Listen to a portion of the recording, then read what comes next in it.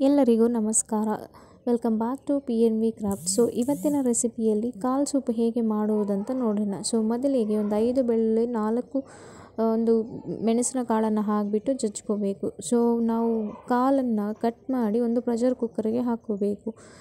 ಈಗ ಅದಕ್ಕೆ ಏನೇನು ಇಂಗ್ರೀಡಿಯೆಂಟ್ಸ್ ಹಾಕಬೇಕು ಅಂತ ಹೇಳಿದ್ರೆ, ಒಂದು ಸ್ವಲ್ಪ ಕೊತ್ತಂಬರಿ ಸೊಪ್ಪು, ಒಂದು 1/4 ಟೇಬಲ್ ಸ್ಪೂನಷ್ಟು ಅರಿಶಿಣ, ರುಚಿಗೆ ತಕ್ಕಷ್ಟು ಉಪ್ಪು, ಮತ್ತು ಆಮೇಲೆ ಈ ಜಜ್ಕೊಂಡಿರ್ತೀರಲ್ಲ ಬೆಳ್ಳುಳ್ಳಿ ಮತ್ತು ಮೆಣಸು, ಅದನ್ನು ಹಾಕ್ಕೋಬೇಕು.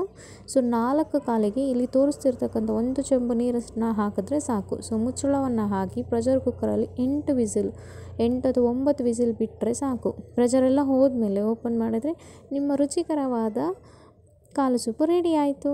ಈಗ ಇದನ್ನು ಸರ್ವ್ ಮಾಡಿಕೊಂಡು ಎಲ್ಲರೂ ಅದನ್ನು ಸವಿಬೋದು. ಹೀಗೆ ಇದನ್ನು ಸಣ್ಣ ಮಕ್ಕಳಿಗೆ ಅನ್ನಕ್ಕೆ ಹಾಕಿ ತಿನ್ನಿಸೋದ್ರಿಂದ ಅವರು ಏನಾದರೂ ಕಡಿಮೆ ತೂಕ ಇದ್ದರೆ ತೂಕ ಹೆಚ್ಚಲಿಕ್ಕೆ ಕೂಡ ಇದು ಸಹಾಯ ಮಾಡ್ತದೆ. ಅಷ್ಟೊಂದು ಆರೋಗ್ಯಕರವಾದ ಸೂಪು ಇದು, ಕಾಲು soup. Thank you for watching my video. Subscribe and like for my channel. Thank you. Bye bye.